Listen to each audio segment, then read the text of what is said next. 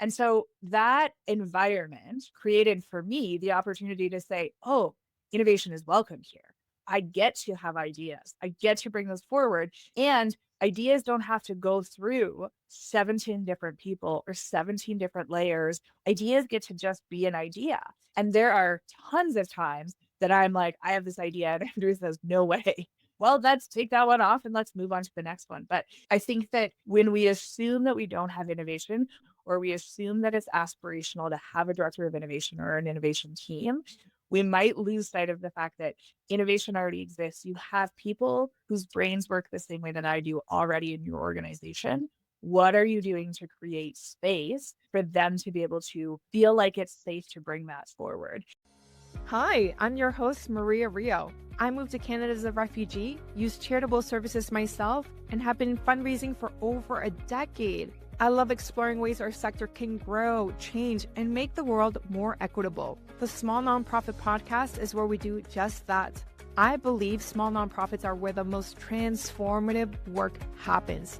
But we've been set up to fail by systems that expect us to do more with less. Every week, I sit down with leaders, fundraisers, and changemakers who are doing things differently.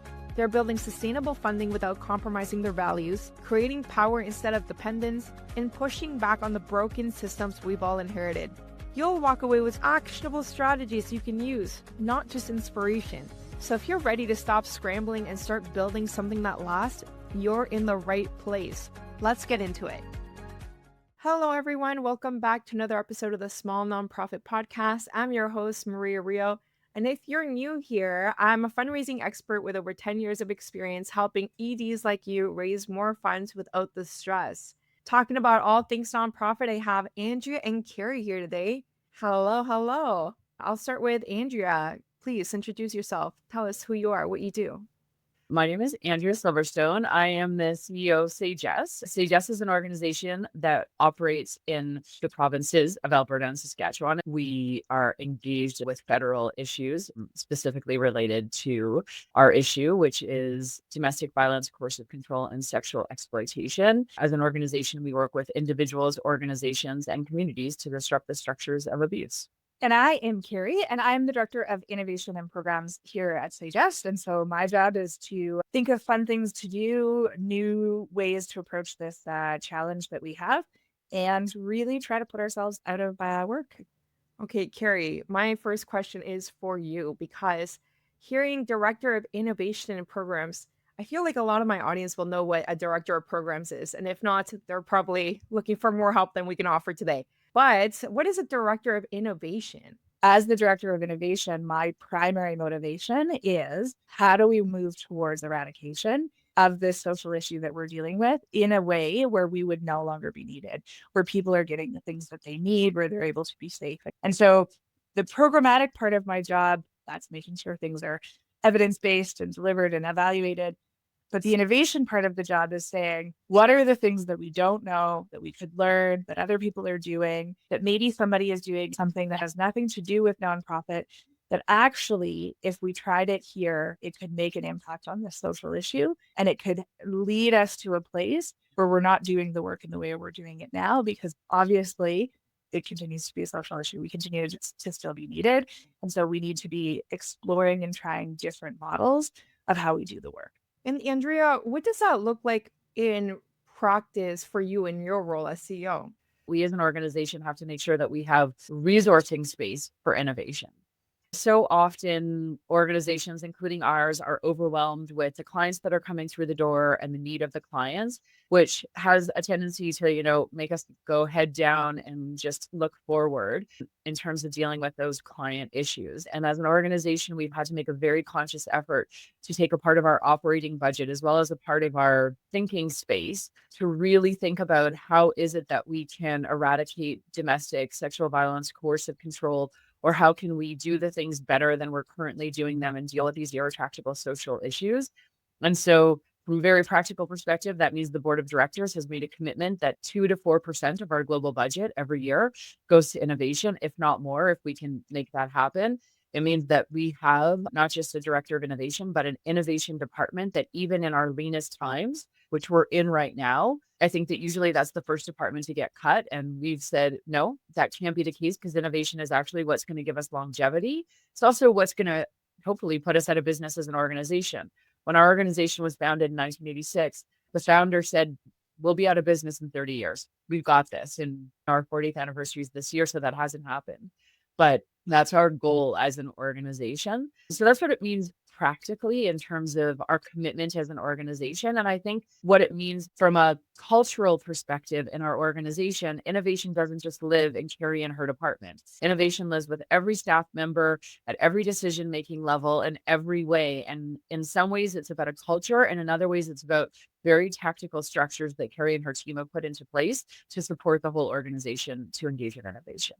It sounds like you two are really keeping your eyes on the prize, right? Like, we're not just cutting innovation or programming because it's the easiest thing to cut and staff is the most expensive. It's about really, how do we fulfill that mission of ending domestic violence versus how do I make sure my metrics still look good this year? Would you agree with that? I would absolutely agree with it. And I would say it's a very hard place to live. And it's often a very hard case to make, but 100%. It's two things. One of it is about keeping our eye on the prize, right? Why do we exist and why are we here? And if we have an outcome that we're looking for, how do we work backwards from that outcome? But I also think part of it is making sure that our work continues to be exciting and curiosity based and courageous. And I think that that's so much about what Carrie does and how she exists in her job. And I'll let her talk a little bit more about that. Yeah, it's interesting. I've been thinking about this a lot, actually, Maria, because Sagesse just came out of probably one of the hardest years that we've had financially and programmatically, right? We had lots of things that came up and that happened that we didn't expect and we couldn't have planned for. And last year, I really felt like I put my head down and I put on my director of programs hat and I wore that hat every day. And our innovation team did too. They put on their evaluations hat or their admin hat or whatever, right? All of these multiple things that we do. But innovation fell to the wayside. And it's funny, as we've come into 2026 and we've all come back from some time off and we've all had time to reflect and take a breath.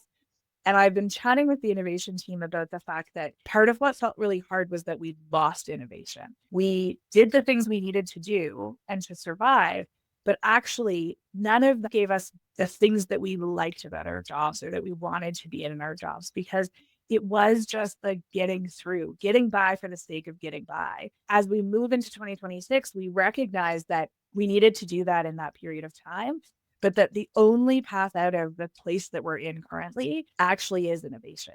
If we keep putting our heads down, putting on our programmatic hats and just doing that, we're pedaling the bicycle and never moving forward at all. And so by coming back and thinking about, actually, we're going to put innovation back in, what does that mean? What does that look like? And what does that open up?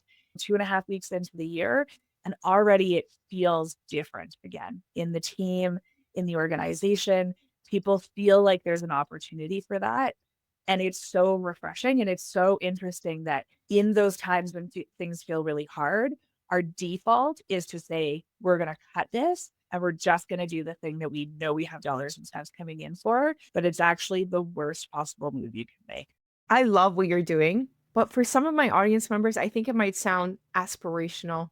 Like, how do I actually get to a place where I have budget to innovate? How do I start? So how did it start for you two? Or was it already a part of the DNA of the organization when you got there? So this is a good question, because I would suggest a little of column A, a little bit of column B. I would say that exploration was in the DNA and a real desire to meet the needs of our clients, of our sector, and to test and try ideas to try and do that. And so I think that there was already an openness to that. I'm the first CEO after the founder. And I think that when a board of directors makes a decision after a founder, it very much kind of sets the tone for the organization. The Calgary domestic violence sector is a pretty small sector. There was 2 candidates that they were looking at. And I remember in my interview saying to them, I don't stay anywhere for more than 2 years, and it's got to be interesting. As soon as it's boring, I'm gone, because I didn't want to be somewhere that didn't match my own values. And the board was like, no, that's the direction that we want to go in. The board also made a decision after sort of moving from that founder to a place of growth and a place of innovation and a place of risk, or a place of, sitting in the discomfort of what that looks like.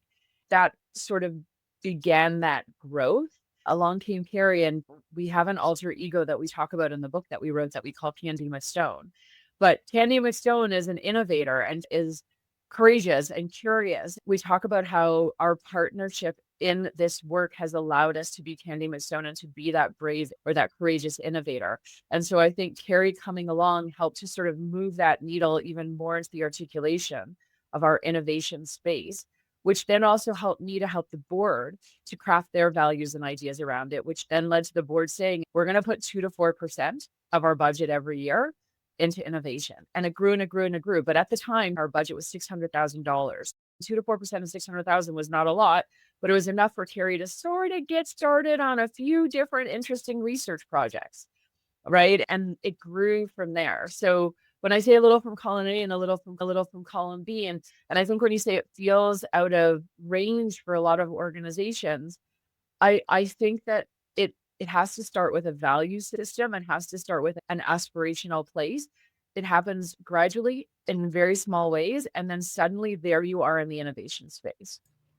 I just want to add to that. It can feel like you don't have that or it's aspirational, but I'm going to guess that you actually do have it and you maybe just aren't seeing it, or you're not creating an environment where that's able to come forward. The last day before the person who was in my role before she went off on mat leave, as she was walking out the door, she said, "Don't change anything." And I said, "Don't worry, of course I won't." And then literally the next day I walked into Andrea's office and said, this core thing that we do, I really don't like it. I'd like to change it from this 1-day thing focused on this to a 2-day thing focused on these things. And Andrea said, "Okay, do whatever you want." And so that environment created for me the opportunity to say, oh, innovation is welcome here. I get to have ideas. I get to bring those forward. And ideas don't have to go through 17 different people or 17 different layers. Ideas get to just be an idea. And there are tons of times that I'm like, I have this idea, and Andrew says, "No way. Let's take that one off and let's move on to the next one." When we assume that we don't have innovation, we might lose sight of the fact that innovation already exists. You have people whose brains work the same way that I do already in your organization. What are you doing to create space for them to be able to feel like it's safe to bring that forward? Because long before I had the title and long before I had a team, I still was allowed to be innovative. And all of that allowed for the case to be made to make the investment. But you have to start with the culture and making sure that culture fits for those people who are sitting there thinking, we could do this so much better if we just did whatever, to feel like they can say that out loud and it be okay. I love everything the two of you just said. I love that you gave me that $600,000 number, because a lot of organizations, they think like we're too small, we don't have it. And Carrie, I also love the way that you talked about like the psychological safety that's needed and what that looks like in practice. Now, my next question is, how does it live at the board level? Because one of the thorns on ED's side is your board has too many ideas. They're always innovating and they might not have all the facts. So have you been able to use innovation at the board level as well? Absolutely. So throughout my career, I'd say just felt very lucky about our board of directors. And it has been a generative board of directors who is also a governance board of directors. So the first thing that happens is when you've got good governance at a board level, especially a governance board, they know where they should be and where they shouldn't be putting their 2 cents in. And so that means that they understand that they're there to listen to the expertise of, those in the agency or even those in the sector around what are the presenting issues, to understand and have the research presented to them, to, be the voice, of course, of sober second thought. But what they're there to do is, in many ways, what Carrie said, I'm here to do for the staff, which is give space for innovation, right? And create the structure so that innovation can happen. And so some of those structures that our board has created is, of course, the financial structures, but it's also the go ahead, test it. Let us ask you a lot of questions about, as a sober second thought, of the risk analysis around the testing and the resources needed and what kind of research you've done to make sure that that's the right test to do or the right project to engage in. But it's a very generative board in that they also have their eye on the goal of, we are here to address an irretractable social issue and to eradicate domestic and sexual violence. And we're going to figure out the best ways to do that. And we're not going to get tied into one particular way or we're not going to get lost in our why. It's so easy to lose sight of what your why is or what your product is. We actually base this off of Simon Sinek's work, and he talks about, I think at one point, Kodak, right? And Kodak is about making, really what their why was making memories, but they lost track of that and they thought it was taking pictures. They sort of lost their way because they weren't about the picture, they were about making memories. We are not about getting people into our groups, or we are not about having clients work with our peers.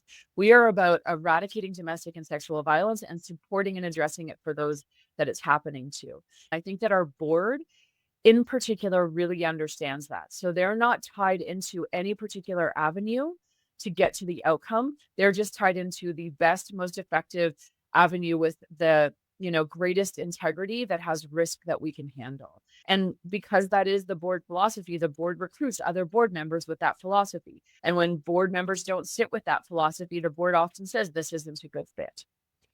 Wow, very interesting. I don't usually hear of boards that are doing things right. So it's just nice to hear. Let's talk about the programming. So, what steps are you taking to eradicate DV? What does that look like innovation wise in your world? We have our core programming that we operate, but one of the things that I think that was a core theme that when I came into the organization was really recognizing that the people who are in the social service sector are really well served, but we actually know the numbers of how many people access the social service sector, and it's really small. And when we look at domestic abuse, we actually can get numbers around the number of people accessing domestic abuse services that are experiencing are very, very small. And so one of the questions that I've always asked is, where are those people going? Who are they talking to? What does that look like? Through that innovation, we were able to understand and come to realize that people are talking to their friends and they're talking to their family and their neighbors and their coworkers. And actually that those people and their response is really, really important. And so we've been able to generate a program based off of that people look at. So that's something that we generate and we launch and we give it over to the operating team. And so one of the things that our team is looking at right now is that, again, if we're going to eradicate abuse, we actually have to stop perpetration from happening, which means we have to actually understand what's going on for people who are perpetrating violence. Why is that the thing that's happening? What choices are they making? What harms are they experiencing or have they experienced themselves that might be leading to that? And so one of the projects that I feel the most excited about right now that is living within our innovation team is a project where we're looking at, again, that lens of informal supporters, but how do we use informal supporters for people who are using abuse? Because again, we recognize that people might not come to a service, but probably if your friend, if your buddy, if your sibling is using abuse, you probably know that. And you probably know them as somebody who has all of these multitudes of things that are happening in their lives, and you love them for all of these different things. And maybe this thing that they're perpetrating abuse feels like the outlier and the thing that you don't understand, and you don't know how to respond to that. And so how can we help? And so that's just one example of what we're doing around this sort of idea of eradication. But it's part of what allows our team, I think, to work really well is we almost think of the innovation team who is doing things like research and design as a little bit of a kind of incubator. But eventually the innovation team is going to say, we're going to have this output. And then as soon as we have that output, we're going to give it over to the programmatic team, to the people that are doing that delivery. We're going to say, this lives with you now, and we're going to let it go. And we're going to move on to the next thing. And so if you came back to me in a year, hopefully the list is different of what we're working on now, because all social issues are incredibly complex. And I, for as much as I'm an innovator and my head lives in the clouds, I also happen to be someone who's very pragmatic. And we're not going to eradicate domestic abuse by doing one big thing. We're going to eradicate domestic abuse by doing a million little small things. And so I'm always willing to step in and try a little small thing. And then if it doesn't work, it doesn't work. What did we learn? We probably gained information in some way, and we can use that for the next time that we try to do a small little thing. Nice. So like pulling the thread, following it through, that's all very interesting. I feel like I'd like to hear a little bit more about your past year. You said it's a pretty difficult year, which a lot of our audience members will relate to. They're leading nonprofits or fundraising. It's hard out there. And just all the like emotional aspect of listening to the news, all that stuff. Can you innovate at a time like this? Is it building on quicksand, or how does that look like? The answer is yes, you can innovate. And also you have to be gentle with yourself. When we say we've had a hard year, so I've been with Sagesse for 23 years. maybe 24. Carrie has been with Sagesse for 12, 13. Neither of us have ever seen a year like this. We lost almost, I'm going to say, a third of our budget because of the strife, stress, financial issues that are going on. The numbers of people who needed our services went up during COVID by 30% and never went down again, which means that less money, more clients. In terms of the things that we are seeing going on in the world, it's frightening. And so the being gentle with ourselves is, okay, we've lost our balance a little bit because of all of those things, and that's okay. And we need some time to just be in the grief of it, the stress of it, the hardness of it. We once had a client who we were playing telephone tag with for, I would say, probably a week's period. Client was a bit of a character. And so, we would leave a message for the client would call us back. And finally, the client left a message because she was so frustrated she hadn't gotten a hold of us. Said, look, ladies, pick yourselves up, dust yourselves off, and do your damn job. Someone call me, please. That's like the point also that you have to get to, pick yourselves up, dust yourselves off, and do your damn job. We do need to sit in the hardness of it, and we do need to give ourselves grace for it. And then we just need to get back to the business of what it is that we're hopefully here to do, and aspirationally. And I also think that that's what's going to give us hope again, and what's going to make us feel excited again, and what's going to give us energy again. I did an activity at the beginning of 2026 with all of our staff that was just a real reminder of why. It was about getting them back to, why do you want to do this? Why do you want to be here? This has been hard.